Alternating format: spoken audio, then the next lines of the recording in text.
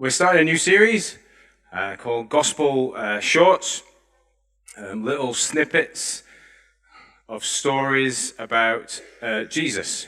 Really tiny wee snippets. So over the next 10 or 12 weeks, we're going to spend our time just really zooming down on what will look like quite small, maybe even incidental or ordinary moments in the life of Jesus. Here, if you recall the text, he's really just people watching with his friends and his disciples. It's a tiny little moment, and it's fair of you to ask, given your busy lives. You've all come into church today. Given the complex stuff that you will see on your newsreels all the time, the big problems that we've got to think about, if something as small and incidental looking as a widow putting coins in the communion pot at the temple can resolve any of these big issues that we've got. Has it got anything big to say to us? I think certainly in the world that we live in, we expect answers to those kind of problems to be a little bit more comprehensive, maybe even more thought out than just a little story. These days, I think we are looking for more and more information to provide the best kind of answers. I don't know if you've noticed when you switch on your phone or the TV or whatever else, but we have got quite a bit of information. We might well be saturated in information. We know pretty much how everything works now. Yet we're still fairly stuck on some of the things that matter the most. Even with all of the information and all of the resources at our fingertips, we're still struggling for peace, international peace, personal peace.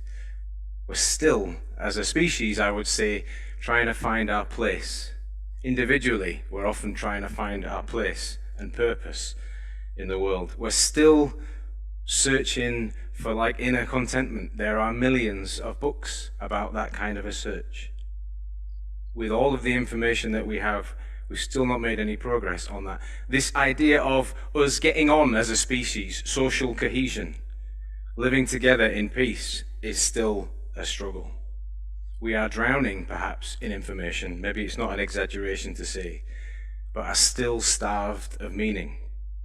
The Bible's message, and I'm not going to be a Luddite here, I don't think it decries the power of information. It encourages us to be as smart as we can be. But what it says in addition to that is that we don't just need all of the information that we can get. We don't need more and more layers of information. The wisdom books say this, the Gospels say this, the books of Revelation say this, the prophets say this. What we need, more than we need more information and more layers, is insight. The book of Proverbs really drills into this. It encourages us that wisdom is found in insight. This idea, I think that we live in a time when we just pile on more and more content. One of the messages that the Bible puts through to us is that we need to rip some layers back. Part of what we see in Jesus and his ministry, I think, is not the adding on of information, but he's pulling back at what's really there, what human life is really all about. I would say I think that the Bible says, and I would echo, that is what we really need. Maybe not more layers of confusion, even really helpful information, but we need somebody who's able to help us see through all of that and to what we're really like. And the Bible says that the way to see through all of that, I think this is part of the biblical argument, is that for that we need an encounter. Not more info. We need a personal encounter. That is the thesis and the arguments in the Bible. We need to meet God. We need to encounter him. We need to bump into his teachings. We need to hear from our Creator. We need to search for our Creator. Talk, walk, and sit with a Savior. We need to encounter God to see through the information that's in the world around us. And I think part of what these little stories show us, that as we encounter Jesus, who comes as God, we don't just learn more stuff. It's not just new ideas that Jesus presents. It's a different way to see everything. Part of these next 10 or 12 talks will be something along those lines, that as we see Jesus, as we encounter God in Jesus, we don't just learn new tricks, we don't just learn new bits of wisdom. We actually are able, as we encounter him, to start looking around ourselves differently. We look at people differently. We look at the problems in the world differently. And in this very ordinary little story,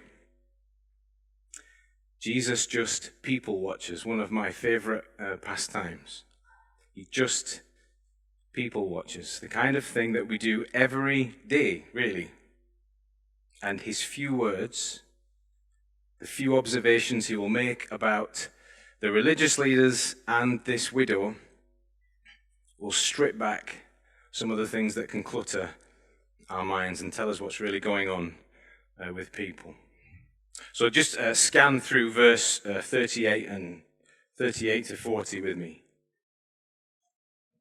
Notice that before Jesus takes in a story of the widow, he sees the religious leaders. And I think it's fair to say he sees them enjoying their spot in the limelight. I think that's kind of the gist of the text. He sees them enjoying like the spiritual spectacle that they are. There is this, not dead elaborate, but there's a sort of hints of this elaborate giving of gifts that they're doing. And Jesus talks before that, in the passage before that, about the fact that they wear elaborate robes, enjoying the attention of the people, doing good, perhaps just to be seen, I think is the idea that's behind some of what Jesus is saying.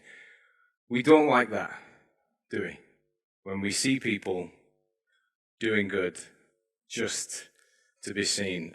When politicians grab the photo shoot opportunity and then just disappear straight away, that gets our goat, I think that's an expression. It riles us up when we see that. Or even when we see some better things, maybe a celebrity is kind of raising money and kind of become, hero fundraising, that kind of idea. The idea that when we do something good, just to be seen, it riles us. And that's what's going on here. And that's where we go with this story. That's where preachers like me say, yes, look at them. They just want to be seen. They're religious leaders, and they're just doing good so that they can be seen. And as I reflected on that, I saw my sinful self really quickly. Because don't we just all want to be seen? Really? These religious leaders enjoying the limelight, don't we all just want to score a goal at Wembley and everybody see us score a goal at Wembley? Or we all want our moment in the sun, or everyone to like our post? Don't we all want the attention of someone? Don't we all want that? Don't we all want somebody's loving gaze on our every move? A parent, a peer, a colleague, Facebook friends. I think one of the beliefs actually that carries us through life is that we are seen. It's one of the things I think that we hold on to, whether faithfully or not, whether with a God view in mind or not, the idea that somebody has their eye on us, that our lives matter, we're being watched. So I wonder in this story if the problem isn't as much that they want to be seen, as much as who they want to be seen by. Maybe it's not that we live for someone's gaze, but it's whose gaze will be the gaze that defines us. Because there are all sorts of eyes on us. It's very easy for us to be messed up by the social media gaze. It's very easy for us to be heavily influenced by the expectant parent's gaze.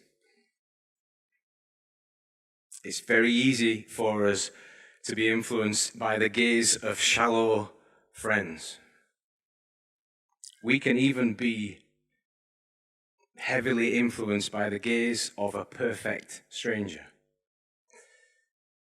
We're massively shaped by who we think is watching us, or who we try to get watching. And often, as human beings, we can fall into the trap of living for the wrong gaze, letting the wrong voices define us. And that path, having walked it a bit, I'm sure you have perhaps too, can feel pretty empty, pretty unfulfilling, like we're never going to be enough. Ultimately, because the gaze that we're trying to hold can't give us what we want. This story is really cool, I think, because Jesus is basically just watching. One of the questions that we can ask as we try and figure out this whole world thing is, whose gaze will be the gaze that defines us? Who is watching?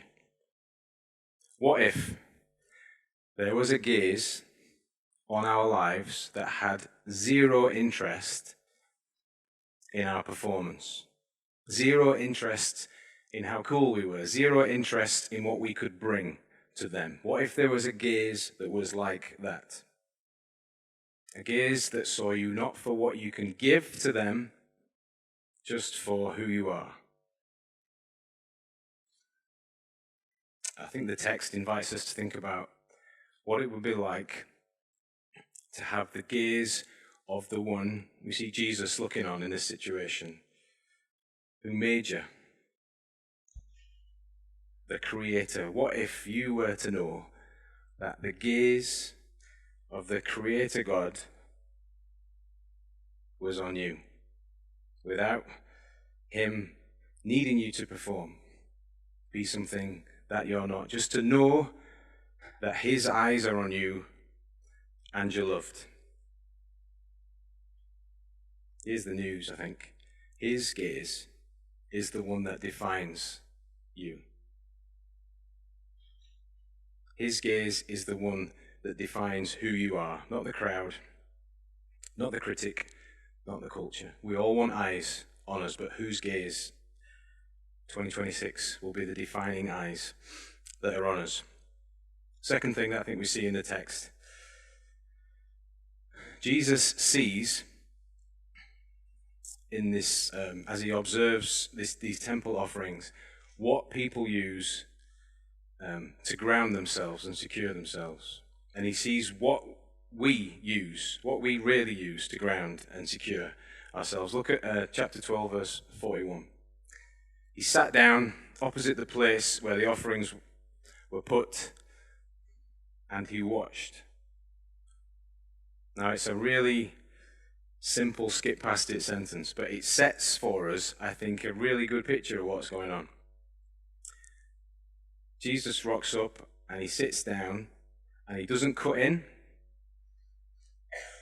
This is his temple, but he's not there auditing the books. He's not got a clipboard out. He's not taking a record of what's going on. He's watching, and the texts lead you down the line to know that he's giving it his full attention. This moment captures his full attention. And he says to the disciples, and it's a bit like a class day out, the way that I've sort of come to understand this, like a little excursion for a primary school class where a good teacher will take the kids out into nature and say, come on, you need to see this. It's got that kind of moment because Jesus sits down.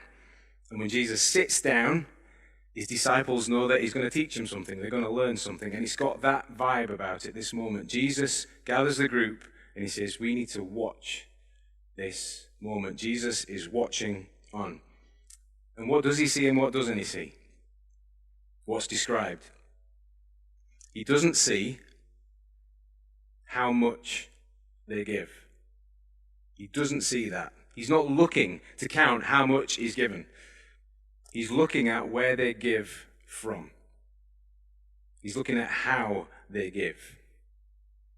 So in the text, you've got this group of religious leaders who are giving from wealth. You've got these people of wealth who give from wealth. And we read that they throw their money into the pot. I don't know how far I'm pushing it to say there's a bit of a show there with the throwing it into the pot. I think the text gets us to think like that. There is these rich men, and they can throw their money into the pot and receive the adulation of the crowd. There's a bit of a display. There's no real risk to their wealth. Actually, they will get a bit of adulation. It's a safe bet or a winning bet for these people. And then look at what the widow gives. The widow gives pretty much nothing. But she gives from a place of complete vulnerability. If you live as a widow, especially in these times, you are in a spot. There's little provision for you. You are up against it. And the text records that she gives all that she has. It's not a safe bet for her. It's just faith for her. And Jesus sees, and he explains to his disciples what's revealed in all of this giving. He sees where their trust really is, where their hope really is. He's not sat there measuring the amounts.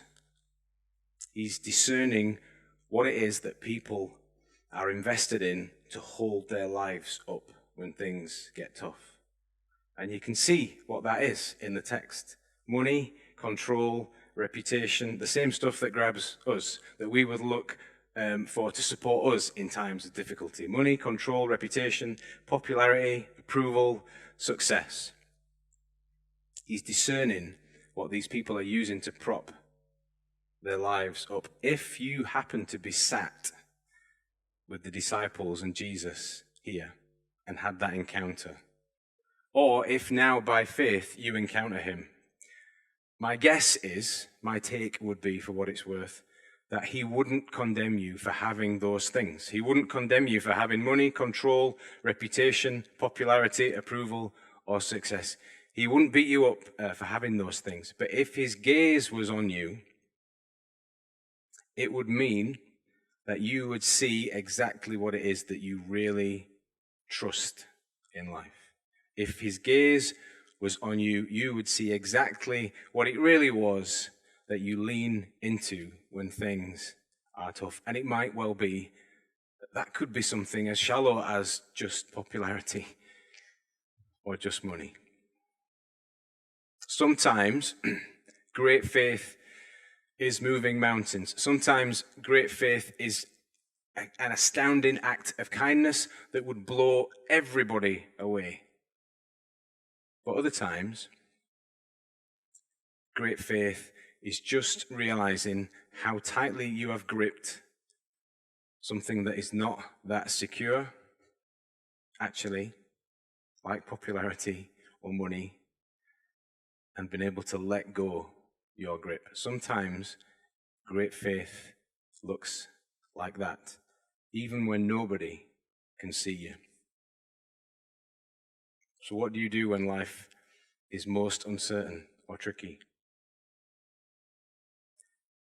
That's the point where real trust begins. Whatever that is for you, when it's really tough, when you're at the end of your rope, when everything's counting against you, that's when you know what it is that you trust. Jesus doesn't just see what we give, but what we trust to save us. The last thing I think that we see in the text is God's gaze on us can totally reshape our sense of worth. That might not sound like a really big deal. I think that it is. Mark 12:42 goes through to 44. It has this picture of this widow that steps forward. She's got no money, little money, no standing. She's a widow. In these times, she is invisible. She's forgotten. The drop of her coins into the pot won't register, won't make a difference to anybody watching here. And yet, what does Jesus say of that moment? He doesn't say she gave generously. He doesn't just say that. That could be what he says, but he doesn't just say that. He says, bearing in mind what all these fellas have put in before, he says that she gave more. Those 2 little coins are actually more than all of those other people have put in. Now, mathematically, my maths very poor. But we know that that's wrong in a sense. But Jesus isn't taking measurements on what is placed in the box as much as he's taking measurements on how much is placed into God's hands in this moment. In God's economy, value isn't measured in quantity, but in faith and in trust. And she, in this moment, gives all that she has almost silently, with nobody knowing. She's vulnerable, she's unseen. And giving like that, as we can see in the text from Jesus and from what he says, is massive in the eyes of God. Something I'd put to you. Actions that are born out of performance, I would argue, like the rich men throwing their money into the pot as a spectacle. Actions that are born out of performance like that have had their moment in that moment. Their value has peaked. Something different for us to think about. Actions that are born out of faith and trust, in vulnerability often and in weakness. Their value in God's sight, and I would say in God's kingdom, and I would say just anyway, can grow and grow and grow and grow. That's part of what this text is asking us to think about. A little story just to maybe make you think that through a little bit more. My brother Dan, some of you will know my brother Dan. He was the best man at my wedding. He reminds me of it all of the time. It was a close call, truth be told. This is how these things work out, between him and my best mate, Rich, who lived over the road. In the olden days, when I'm from, you just had one best man. That's how it worked. You just had to pick somebody out. But D, my brother Dan, he was incredibly nervous about this moment where he was going to have to give this speech, that he didn't really sleep very well for a good while, not just a night before, but a few weeks before.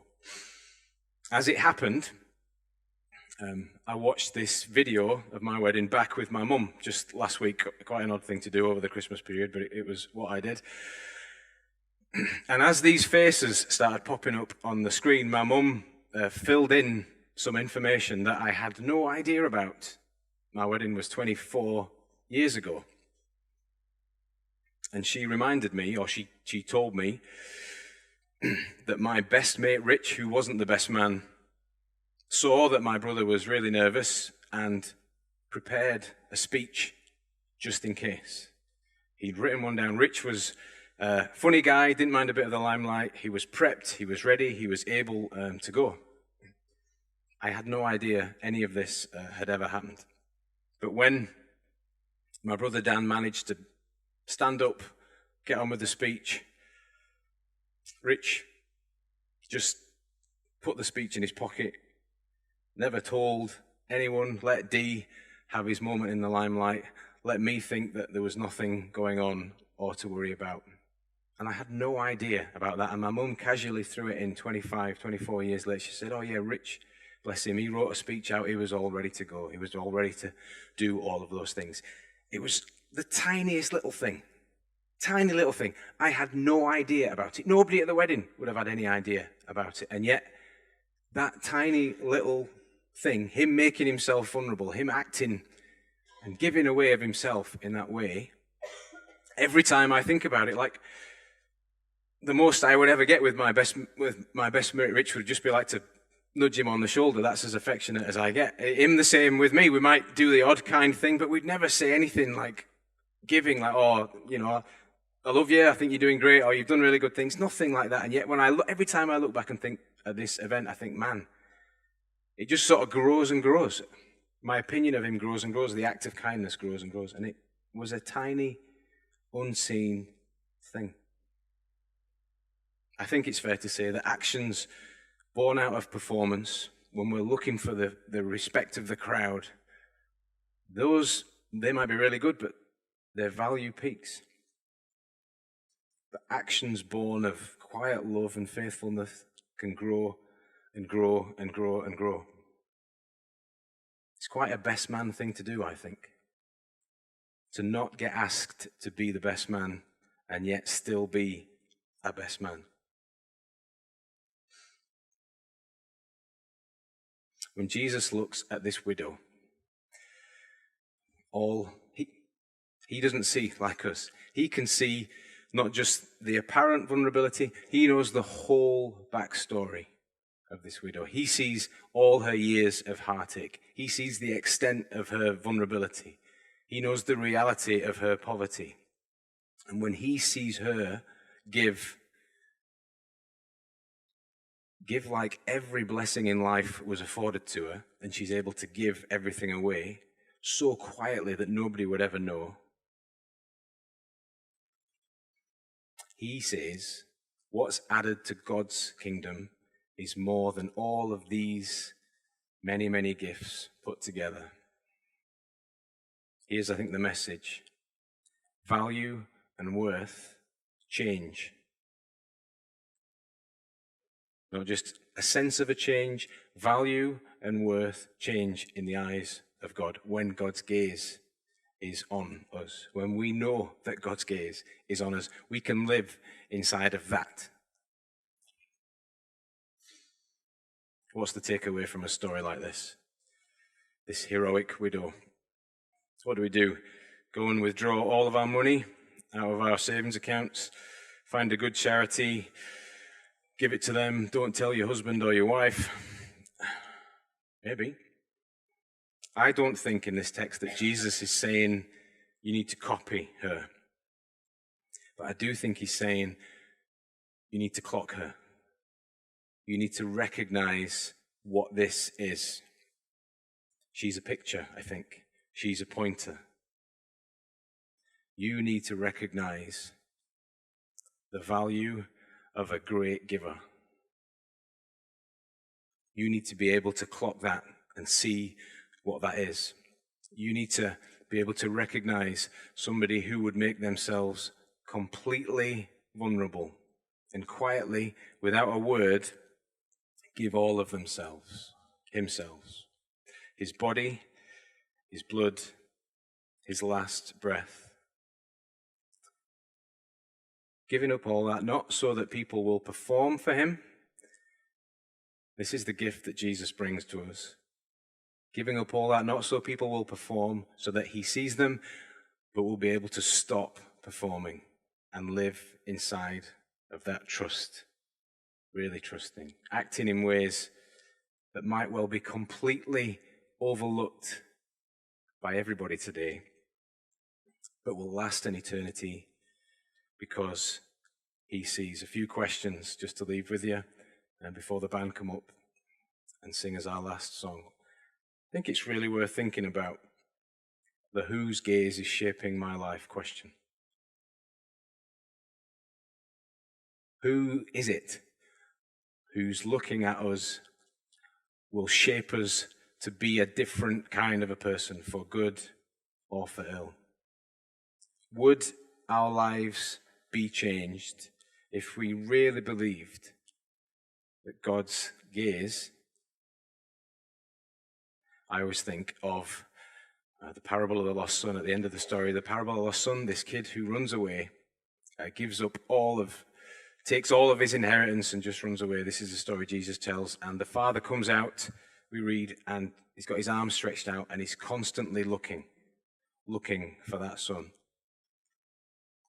How would our lives be different if we lived like God our Father, our Creator,